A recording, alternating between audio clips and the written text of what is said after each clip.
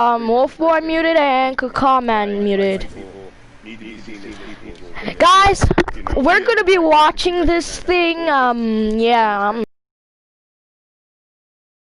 What we've known for so long in the culture and in the community. The one way that we can fight is obviously voting. Talk to me about what They understand the power of the vote, and so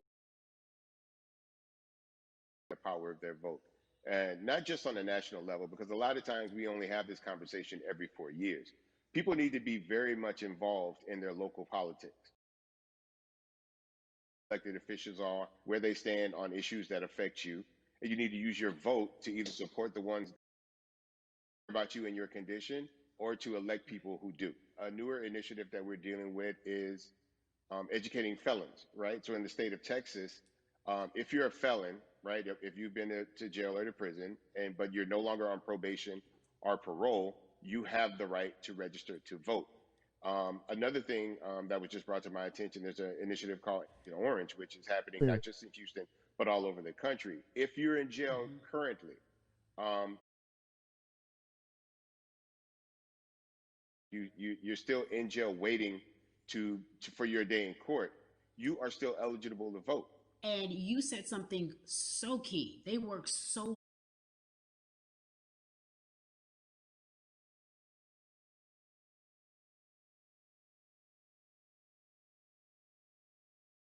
in today about how important voting is. What type of images would you like our people to understand and see when they go to these polls and vote or when they cast their ballots? I think the images that we've all seen, you know what I'm saying, for decades in this country, if not centuries in this country, we've seen black people oppressed, we've seen black people attacked. So every time you look back and you see those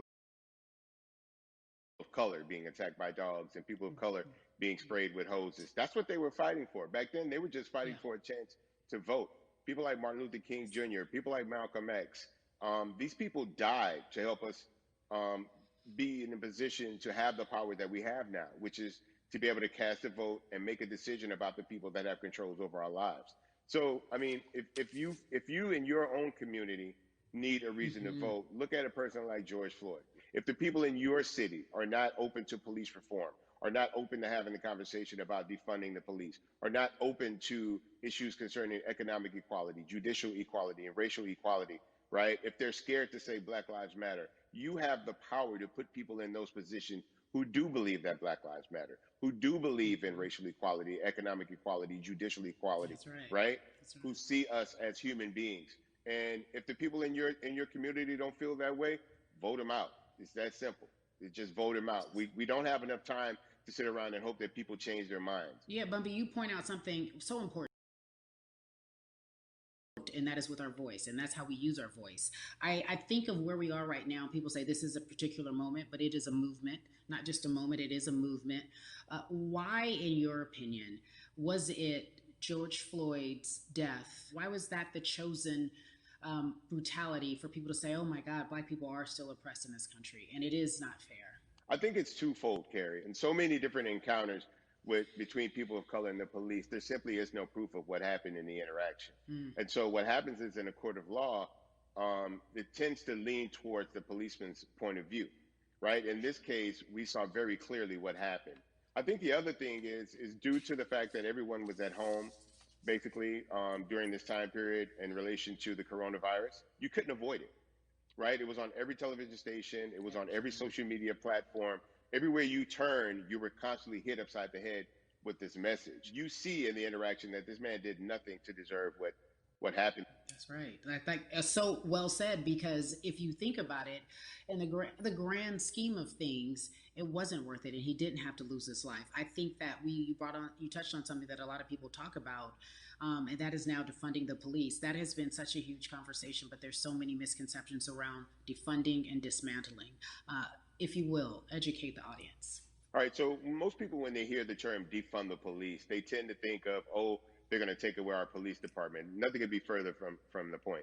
Defunding the police means that in certain communities, even Houston, take for example, we had over $1 billion allocated to our police force. Now, what is that money being used for? Some of that money tends to be allocated towards riot shields, right? Pepper spray, right? That kind of thing. That's only used against the people that fund this budget.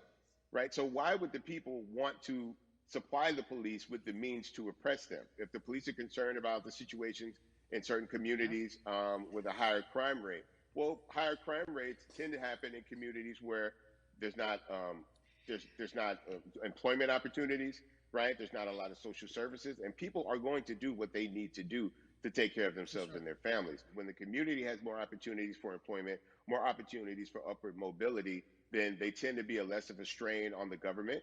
They tend to have a lower crime rate, and because of that, we'll have less need for the police.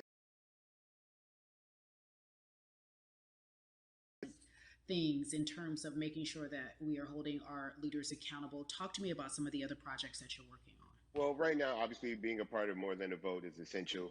We're dealing with primaries in this country right now, and we just want to educate people. We want to inform people because people are tired, they're angry, they're concerned, and they want information and they want action.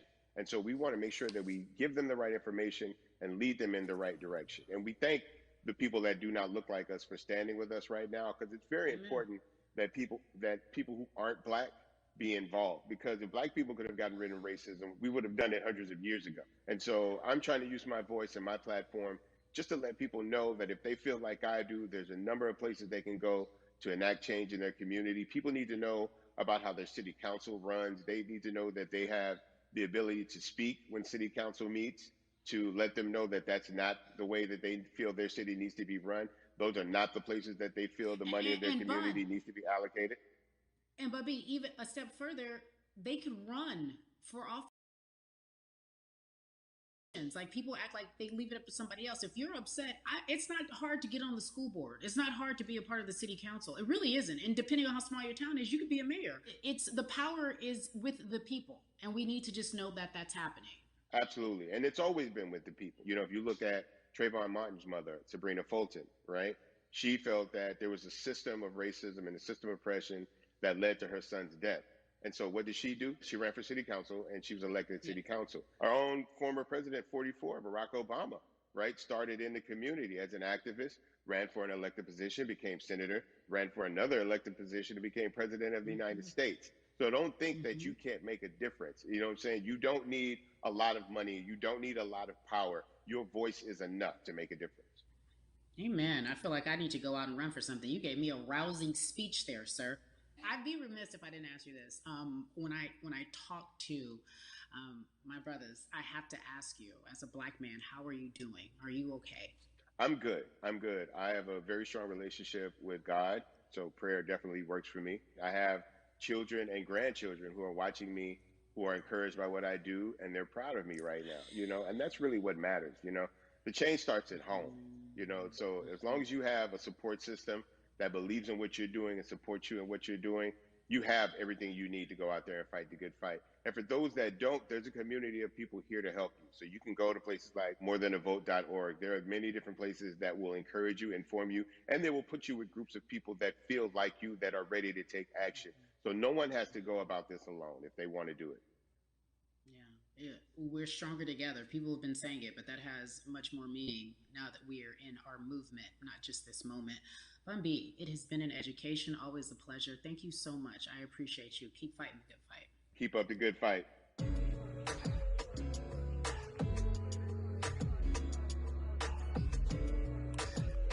Yeah, la la. So our next guest, I have to admit, I'm a fan, but there are so many different people that we could talk to, and I thought it was so imperative that we speak with her. You know her as Molly on the huge, successful show Insecure, HBO's Insecure. She also has a comedy special highlighting her Nigerian roots, and she's an amazing podcaster. Let's welcome in Yvonne Orji, everyone.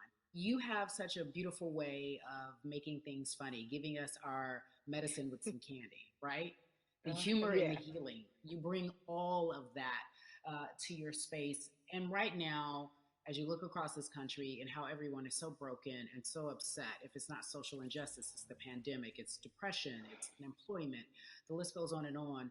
How are you doing, quite frankly? You know, I'm rediscovering self in a way that is hard but necessary, that will lead to ultimate joy. I know it sounds like a lot, but no, I think I personally think that God put all of us on a global timeout. Like we just, America hasn't done as good as other people when it comes to timeouts because everyone else is out playing at recess, and we're still in the principal's office hoping and wishing we can come out. But I think that if we settle into the timeout and really learn the lesson that we're supposed to learn from this season, I think we'll emerge better. We'll learn how to play well with others in more ways than one.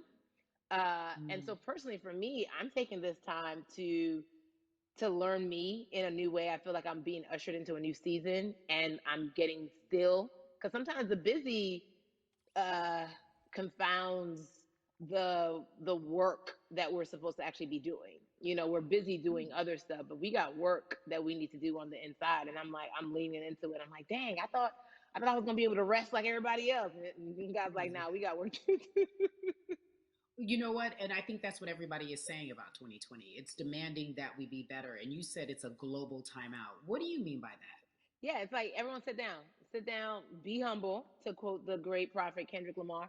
But like, no, seriously, sit down and let's reevaluate some things. Let us unearth and shake up the things that we have been trying to hide within ourselves, within our nation. I think America is going through an unraveling right now, a much needed, a much necessary one. And I think all eyes on us, right? There is no, oh, I was on the subway for an hour, so I didn't miss that thing that happened. No, everybody was home. Everybody, was watching when George Floyd died, and everybody, no one could hide it. Everyone was watching when Amy Cooper called the cops. Like this is a time where it's like, oh, we can't pretend it away. We can't excuse it away. No, no, no, no, no. It's a global timeout. Sit down, watch, and let's learn. And globally, it's like, hey, we were going business as usual, but it ain't usual no more. Like that's old. Anytime change occurs, it's very uncomfortable. And so right now we're sitting with we're getting we're getting comfortable with the uncomfortable. The minorities, we've been comfortable with being uncomfortable because that to me explains just the existence for whatever we want to do, how we break into our careers, how we live our lives, how we find ourselves one of the few or one of the first. And that's a lonely road. When you look at and when you talk about this global timeout, everybody had to pay attention to Amy Cooper. Everyone had to pay attention to George Floyd. How is that helping us as a people, as a country during our global timeout? I think, well, one, we're not minorities, Carrie. You already know it. It's like these labels that they put on us. It's like the same way of saying like black on black violence. Also, there's no white on white violence. It's branding. Yeah, right. It's all branding. Yeah, you're right. You're It's right. like white people kill white people every single day. So no, there is no black on black violence. And if you say black on black violence, well then let's brand white on white violence. Like I watch Investigation Discovery. Ain't too many of us been featured. So, I just even like, but to answer your question, what does that do? I think what everyone expected is what has happened in the past when the world was still open, right? In that, okay, you had everyone from Trayvon Martin to Castillo to Sandra Bland. You had all of these lives lost. People made some noise. We rioted, we got out in the streets, we started the Black Lives Matter movement, all of those things. And then white people kind of just like, oh, let's give them something. And then it's just like, is it over? It's like Oscars so black. Okay, good. We gave some Oscars. Are we good now? Like, are we even? And it's now it's just like, oh no, no, no, no, no. This is not about like a band-aid. It's like, yo, we might have to amputate the leg a little bit, but it's all right because we're gonna by amputating the leg, we're gonna save the body. And so I think that's what's happening now. Like America is realizing like, oh, black people aren't just making a little bit of noise. Like the protests are still out. The conversations are still being had. The change is still being demanded. And I think they're seeing, oh, this is not going no way. And no, it's not because we need systematic change. What a beautiful way to explore what is happening and describe our country. We might have to amputate the leg, but that's to save the body. That's what's happening right now. That's beautiful, Yvonne. And to that end, I have to ask you this, because the way that we do that, we use our voice. And our voice right now in this world, in this country, is our vote. And everyone talks about voting and how important it is, but I feel like more than ever we understand that it's not just about voting every 4 years for the man in office. It's about your local elections. It's about the mayor. It is about the district attorney, the people who have the power to bring charges against police if police brutality is an issue in your community. If you care about your school district, you can run for the school board. I ask this of you, right? Your parents are from Nigeria. You are Nigerian. You talk about that very lovingly. What does voting mean for you? I think voting is power. I remember, I became a naturalized citizen back in the 90s when, because I was still a minor, my mom naturalized, and so we were able to do it under her.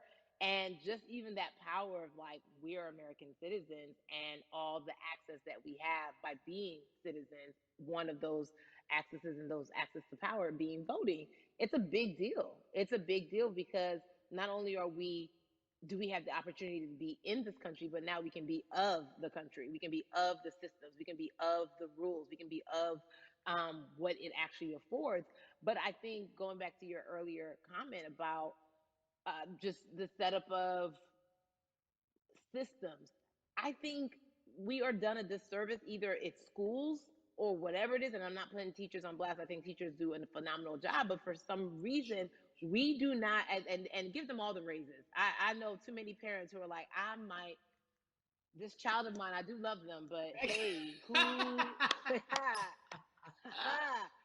can I drop them off? And I do think that there is a disservice done because, again, when we talk about them, to your point, we talk about every 4 years. It's important to vote for the presidency. We don't realize, like, oh, snap, we actually can vote about, like, how much our libraries get. It's like small things like that, but they make a big difference. When you think of voter suppression in this country, what does it look like for you? It's the systems. When we talk about voter suppression, we also talk about systematic racism, right? It's all the systems that set up. And we've normalized, okay, maybe your job will give you a half day, or maybe, you'll be able to get this luxury. It shouldn't be a luxury. It should be built into the system. It should be built into the fabric of how we vote. But maybe you'll be able to get this luxury in order to enable you to go vote. Think about everything disenfranchised, marginalized Black person has to endure in a day. So in a day, you need to get to work. If something happens to your car, if something happens to your child care, if something happens to, there's so many factors along the way that can send you into a tailspin as an American. And then you add on as a person of color. If you're just trying to get to vote and you already have to go through all of these hurdles and hoops in your everyday life, imagine the one day when your voice really is supposed to matter the most in this country, but then you also see all the times that you tried to have your voice matter, and then it's been shut down, repressed, told it doesn't matter, and then you're kind of like, what's the point?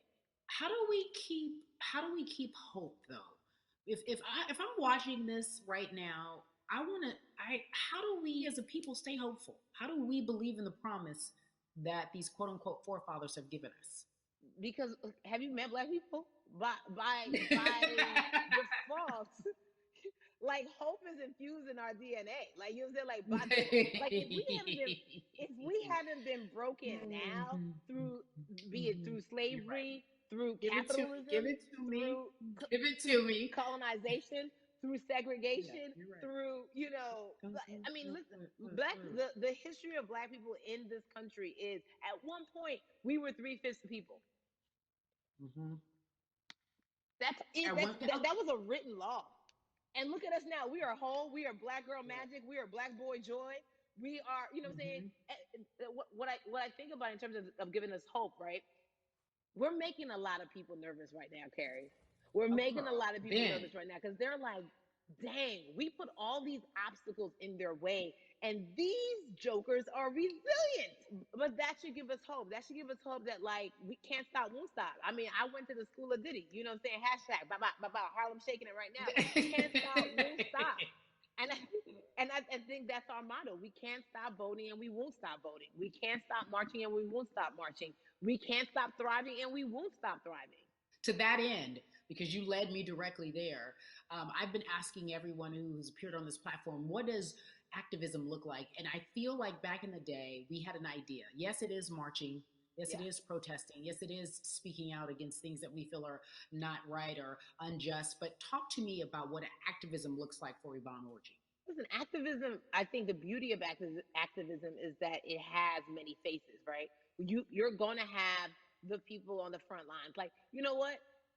Martin Luther King marched, but there were a lot of women who were in the homes like, hey, BT Dubs, when they come back, this is how we support all the people who are marching on the front lines. And we're going to be here doing what we know to do best here. And you know what? Somebody needs to bail them out of jail so now we need to be in the community, getting money or whatever it is. So it's like everybody has a position to play. And so play your position like a shortstop, bruh.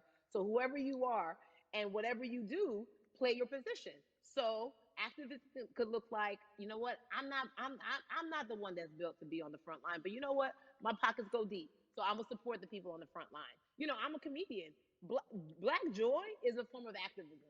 There's always a call for entertainers or celebrities that have the platform to do something. Why aren't you speaking out? I'm not a believer in thinking that it's mandatory. Like you said, everyone can be an activist and be activated in different ways. But talk inspires you to say more and use your platform to do more. Beneath the surface of what we do, like Niecy Nash says, it's the who, right? The who is the person who's going to be like, hey, let me call this out. Either blind racism in terms overt racism in terms of ways that we can be better, in terms of ways that we can actually be more uplifting to the community that you may not even realize that you're serving. Before I let you go, talk to me about the urgency, in your opinion, for people to vote, our people, this coming election. Yeah, I mean, guys, hard to figure out who to vote for. But at the end of the day, we got to vote for our families. We got to vote for our legacies. We got to vote for continued progress. We have to vote for upward mobility. We have for equality in a way that is long lasting. And if we succeeded before, we can do it again. You talk in that city, and we've also seen so much come from that city, including one of our very own founding fathers of the civil rights movement, and that's Martin Luther King Jr. But right now, we want to welcome in someone who has used his platform to talk about voting, to talk about racial injustice, and how he's trying to help. Atlanta's very own Russ joins us now on We the People. Russ, I'm not going to fan out and tell you what some of my favorite songs were that I listened to repeat on yours. We're going to get to the topic at hand. So amazing. We got to talk about, recently you did an interview where you shared your outlook on culture and music. And you also were very candid about the fact that you have a privilege and that it's necessary for you to give back. Tell everybody about what that means. It's very obvious, I'm white and I'm in Black culture and I'm benefiting financially off of it. So I feel like if you're a white person financially benefiting off of Black culture, you have to put finances back into Black culture. It's just that simple. The screenshots with your feelings, it just comes off like fake empathy because it comes off very dismissive and very oh, that sucks for y'all, but anyway, back to what I was doing. Have you felt that way always, or is it now because of the time of where we are in this country? I've always had the feeling. I think now it's just obviously elevated. It's a new level and there's new, it's to the point now where you can't, first of all, you can't not say anything. Second of all, though, I just think saying something isn't enough anymore. I think, if you have the ability to put money back into a culture that you're financially benefiting from, you have the ability to, you should. It's interesting that you talk about it in that way because some people do believe that silence is the best way to go because it's hard to talk race, especially if you're white and you're in the Black culture. People just feel as if they can't talk about it. They feel awkward. They feel as if they don't have the privilege or the voice or the words.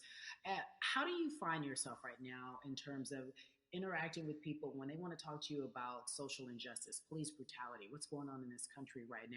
Well, first of all, picking and choosing whether you want to be silent or not about race, that's a privilege in and of itself. But no, I mean, I try to just do my best to listen to the Black people around me and the educated Black people I have in my life. So I do my best to not act like I have all the answers for everything, especially in a culture that I'm not from. But that's why when we decided to raise the money, for Black Lives Matter organizations, we, when we raised 500,000, we got on the phone with some of the women who started Black Lives Matter. I got on the phone with Tamika Mallory. I was on the phone with Karen Civil and talking with my friends to make sure the money went to like the correct places, and people who really need it. It's just about listening. That's all. It's about listening. Let's talk about that for a moment, because the way I think of activism, for me, it looks very differently. It's not necessarily just protesting on the front lines. I think that's great. But what about being an activist in the way in which you have decided to be one? What inspired you? What did it look like? You said you raised money for Black Lives Matter.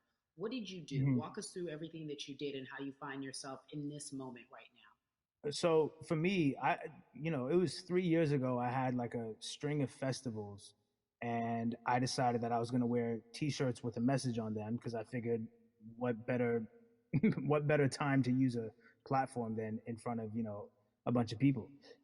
So one of the T-shirts I wore was, "If you want to change the system, speak up. White silence is pro-racism." The whole thing, and it didn't really it kind of got swept under the rug back then. But when all this stuff started happening again, and it's been happening, the police brutality against innocent Black people, I was like, man, I'm not the biggest artist in the world, and I certainly don't have the most white fans in the world, but I got a good amount of people that I can definitely mobilize and turn into some money. And I know they're down for the cause because it's merch, it's a good thing. And I've always been outspoken anyway, and so how am I going to be in Black culture and not be outspoken about racism? And then I got to ask you this, because you grew up in Atlanta, so that gives you a heads up, depending for so many people, because you're in the crux of that beautiful Black city where there are so many wonderful Black leaders, home of so much great music and things that speak to our culture right now. And we are really, really getting our word out, especially with this platform today, and saying that we must use our voice to vote. Talk to me about what the importance of voting for you in this upcoming election. Yeah, so I, full transparency, I had never voted before, ever. And because, I was one of those people who was like, my vote doesn't matter. And, and I don't know, maybe it's because I was younger, maybe it's because I really thought that, or I don't know, but I just think that it's got to, now this is a bit of a privilege to say it's got to a breaking point for me, because obviously it's been past the breaking point for Black people. But I think that as a whole, the young people need to get out and vote, because we're the ones that never show up. You know what I mean? We never show up to vote, but we're the future. So it's like, look, we got to go out there and vote, and then whatever happens, but at least we did our part. You got to do your part. You're very candid in saying that you just decided to vote. And I think there's a beautiful irony in the fact that you have your fans saying, because of you, I'm voting. Right. And there's something beautiful about that. But I want to know why now for you. Why in this moment is it important for you to vote? And what hit your spirit to say, yes, this is the time to do it? Honestly, because I think that George Floyd really woke up a lot of people who, including myself, who I was vocal and outspoken about racism. I put it in my lyrics. I put it on T-shirts. I would talk about it in interviews. I was vocal about it. But that video in that moment, I think me, along with a lot of other people, just kind of was like, all right, words are simply not enough anymore. We got to do something, whether it's raising money, whether it's voting, or all the above. We got to do something, and I'm ashamed that it took that for me to be like, I need to raise money and I need to vote. It's a shame. And I don't know, I guess it snapped a bunch of people out of it, and even if you were vocal and whatnot, it's time to actually put your money where your mouth is. It's time to go vote. It's time to just stop talking about it and be about it, and it's been time for that. But like I said, I'm ashamed that it took me this long to actually really, really be about it. But I'm here now. So Russ, we all know that this is going to be your first time voting. Tell me what that experience is going to be like for you in terms of what you're excited about. I think what it's going to do for me. It's going to let me know that I'm contributing to something bigger than myself, and I'm actually putting my money where my mouth is, and I'm being about it because, for so long, and I know I'm not alone with this, but, standing on the outside and just screaming about this and that and this should change it's like, all right, but did you vote? you know? And so I know it's gonna feel good to know that I played a small role, and that's the problem. I think the mentality of like my vote doesn't matter needs to be changed to my vote, albeit small, does matter. It's a role I'm playing, and if I play my part and you play your part and he and she plays their part, then we make a difference. But it'll feel. I have a feeling it's gonna it's gonna feel very, very bigger than me. I mean, I think when you realize that giving actually feels better than receiving, that's when you start wanting to do your part and contribute. So, voting is an easy way to give. You know. Yeah. To whom much is given, much is required, and you have been given a huge platform, and we are so grateful for you, Russ. Philanthropist, artist, community activist, first time voter. We appreciate you for doing Yes. this, okay? Thank you. I appreciate y'all.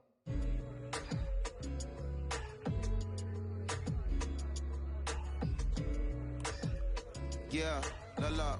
So, cities like Atlanta and Chicago have been at the forefront of the discussions, especially now in this country when we're talking about COVID 19 and systemic racism, as well as police brutality and what we can do in this country. Again, we're continuing our conversation, letting you know that your voice is your vote and your vote is your voice. We can change where we are in this country. Currently, I'd like to welcome in Chicago Cubs right fielder Jason Hayward. I appreciate you.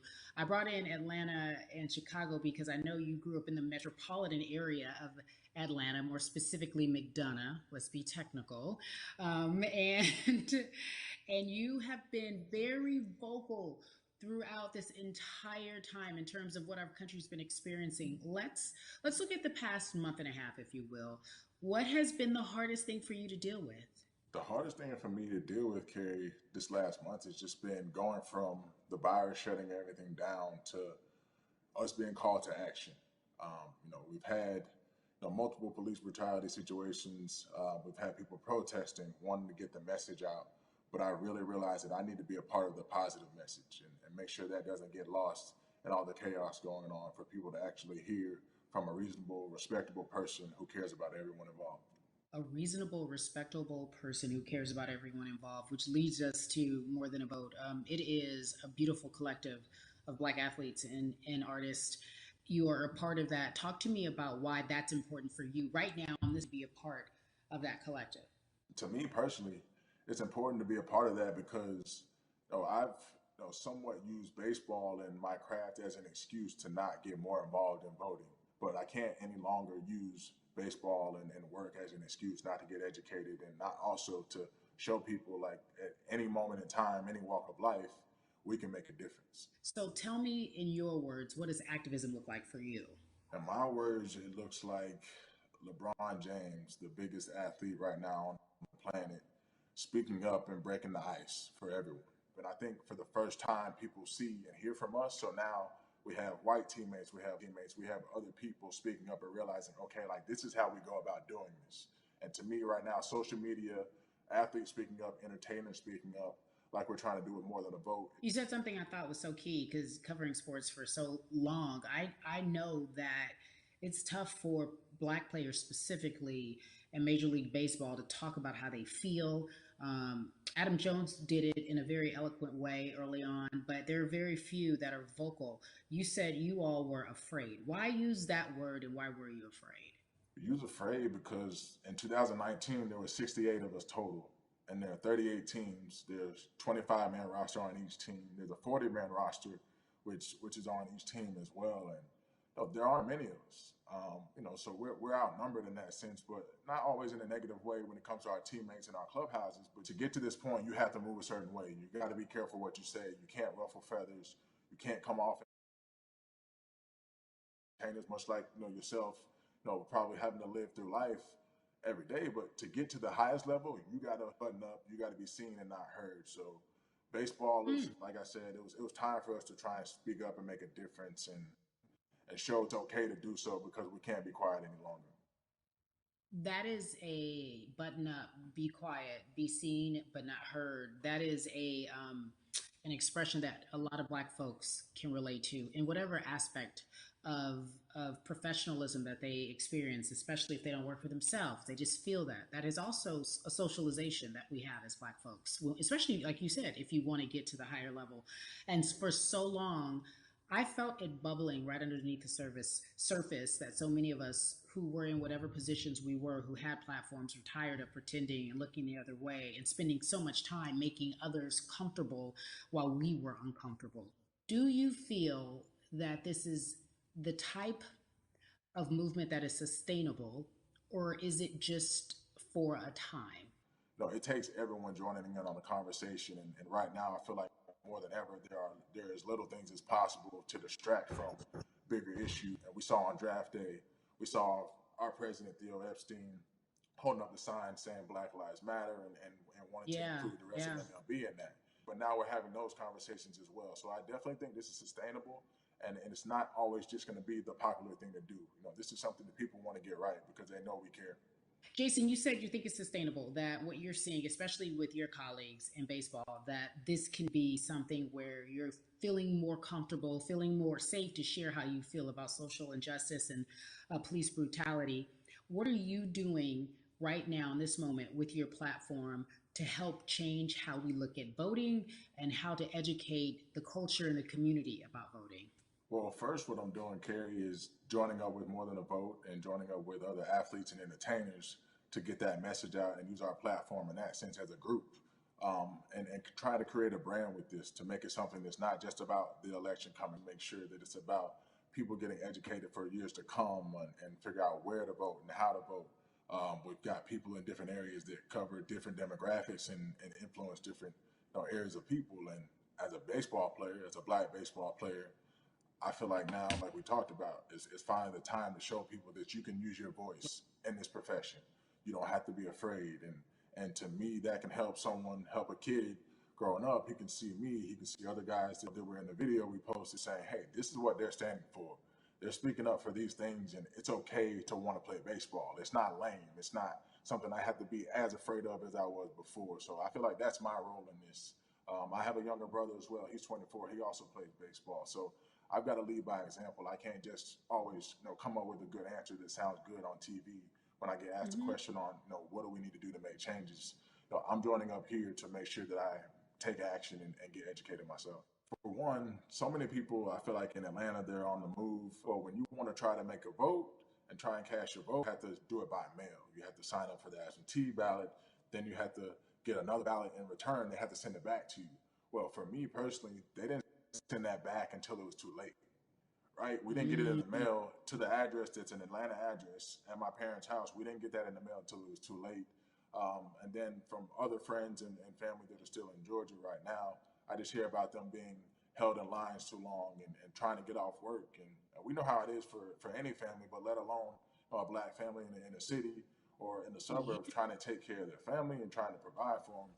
You try to get off work, and then you're like, wait a minute. You start looking at the clock. It's like, oh, this is not going to happen today, right? And so I saw, Mayor Keisha Bottoms, reach out via social media to people and say, hey, I'm going to address these issues right now. I need y'all to stay in line to cast your votes. Keep hanging in there. So to me in Georgia, that's what that looks like. Well, it's interesting that you even bring that up because there have been all these images, specifically from Georgia, because that's such a battleground, where you see people, especially when it came to the primaries, doing whatever it takes.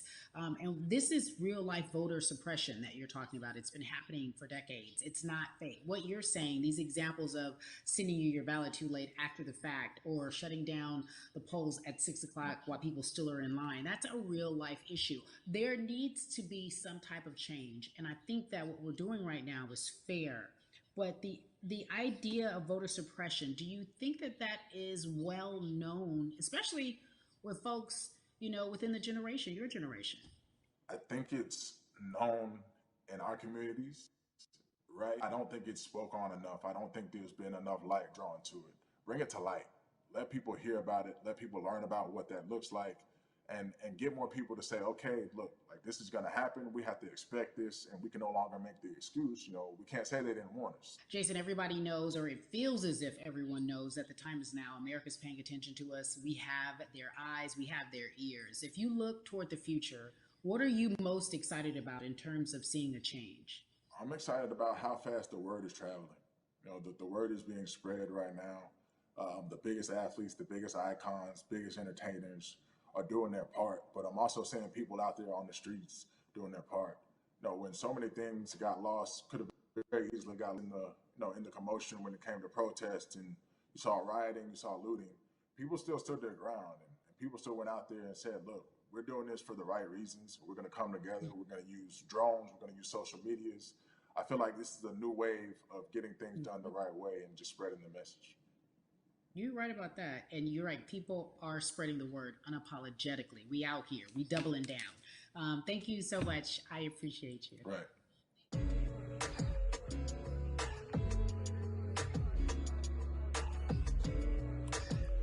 Yeah, la. Hey, everybody. I am so excited to welcome a friend, a brother, family member, if you will, former colleague, NBA great, sports analyst, philanthropist. He does it all, and he's here to give us his time and his platform to talk about something that is so important, and that is voting. Everybody, welcome Jalen Rose to We the People. Talk to me about how important it is for the people who know you and love you and look up to you. Why is it so important that you use your platform to talk about voting? Initially, we have to get past the stigma of the mental systemic racism that comes with the presidential race, governors, mayors, senators, judges.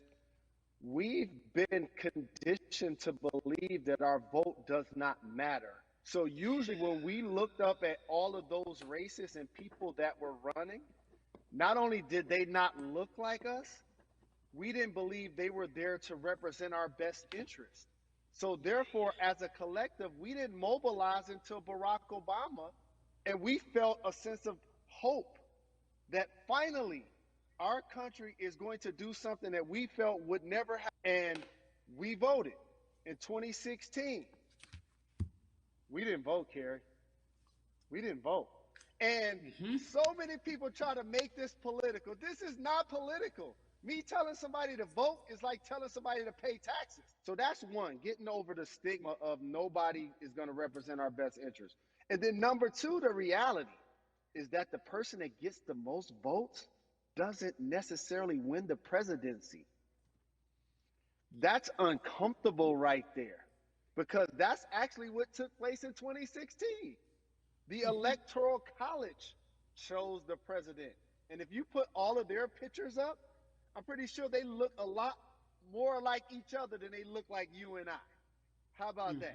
And then the third thing, especially in urban environments, oh man, they create barriers for us, Carrie. It's like you got to jump over the fence, you got to run past the dog, you got to jump on the hood of the car. The lines is 5 hours long. You get up to the poll and they don't work. Elderly people working in the city, while they got the young people who understand technology working in the suburbs. Like, these are all systematic things that try to discourage us from voting. And then finally, we don't have a day off to vote. We need to work. So we don't get a day off. It's going to be a full day, and I got to work to pay my bills. So you know what I'm going to do? I'm going to mail in vote. And you know what you want people to realize? That counts too. So your vote will be counted if you're able to mail it in. So those are a few things that I hope that we can do and mobilize. And shout to LeBron and his team. Shout to you and everybody involved. We will make a difference. Well, let's talk about more than a vote. There is a Black collective of athletes, of artists coming together and saying voter suppression is a real deal, especially in the Black community. When you just talked about, I got to work, so I can't go vote. And then when we do get in the booth, just in case we don't have to work, do we know who we're voting for? Not only do we have to vote, we got to be educated. And it's not always even about the man who's in office or the woman who's in office for president. It's about your local elections. It's about the people who are your DAs, your state DAs, like the people who actually actually make change in your community, who will change police brutality, who will make sure that your community is taken care of, who will defund police and hope that they can help you in stopping police brutality. So talk to me about why you decided to be a part of More Than a Vote and what it actually means. Well, it means a lot to be involved with such an impressive collective as you mentioned. And I said this multiple times, and I know it can be uncomfortable when I say it, but a lot of times we have to get to the root of the issue before we find a solution. And the quote was, I wish America loved black people as much as it loves black culture. And this collective, by the way, represents in a lot of ways what's encouraging, but also sometimes disappointing about our role as black people in America. Because we were brought here as labor and to entertain. And we use those vehicles to get paid and move to the suburbs and be the idols of white kids. And so now that we have this collective, I would say sports and entertainment represent the most powerful group of black men in the United States. I'm talking about money, power, celebrity, the ability to mobilize, community involvement, their leadership, their intellect. And so to have all of us pull it in the same direction at the same time for anything that we're passionate about is going to be a difference maker, but it's definitely going to be a difference maker in the 2020 vote, because we're going to make sure we inform everybody that they can let their voice be heard, and failure is not an option. Jalen, what does voter suppression look like to you? A perfect example took place recently, Carrie, in Kentucky. It was 6 p.m. at night, and so many people were standing in line enthusiastic to vote. And you know what they did? Locked the doors. And you know what the people did? They continued to bang on the doors, continued to bang on the windows. They continued to let it be known they were not going to leave the premises until they got a chance to vote. And you know what ended up happening? They opened those doors and allowed those people to vote. So do not be discouraged. These barriers show you that it matters, and we're here to help you break through them. The same thing with our platforms and voices, Carrie, because you know what's going to happen. At some point, Breonna Taylor is not going to be trending anymore. People are not going to be protesting anymore. But it's still up to us to keep making sure that our voices get heard, and this is one way to do so. Right, and that is a form of being activated, being an activist. It doesn't have to be protesting. It doesn't have to look like what you think traditionally activism looks like. It's voting. It's that simple. We now have to understand, like, this is a critical mass moment for this movement to continue to hold up as much steam for as long as possible. And that's what this collection is going to hopefully allow for that situation to happen. Jalen, in today's age of technology, it should be easier to vote. No doubt. It's like we call these devices smartphones, but yet I can't vote from it. All of the things that we do in our lives are in our phones. All of these barriers are things that people will need to overcome in order to create a level of enthusiasm to vote. And again, this is not political. It's your right to do so. And there's so many times where you feel like somebody may have gotten done unjustly in your community. Pay attention to who the judges are, who's running for Senate, mayor, governor. Pay attention who's running for president. And let's make sure in 2020 we make a difference. Why is More Than a Vote so important and invaluable in our community right now? Well, because right now, I think we have an opportunity to let our voices be heard louder than ever. Anytime you see the mobilization of white kids holding Black Lives Matter signs, that means there's a breakthrough. Now, what happens with that breakthrough is the next step. You're going to look down in your email, Carrie. You're going to see all of these companies telling you how they're going to work on their diversity, how they're looking themselves in the mirror. They need to make change. Just like in sports, right? You look on the field and on the court, all those black players. Further you get up, it's like altitude or a ladder. It gets thinner and thinner. And so a lot of people talk about the system being broken. I hate to remind people that it's not broken. It was built this way. And one of our ways to help change the system is to vote. So that's why more than a vote is so very important, so we can make sure everybody participates and gives themselves an opportunity to let their voice be heard. I think it's interesting because you talked about black men being very powerful in the U.S. if they're athletes and entertainers, because for so long those have been the only avenues traditionally to create wealth. The NBA season comes back.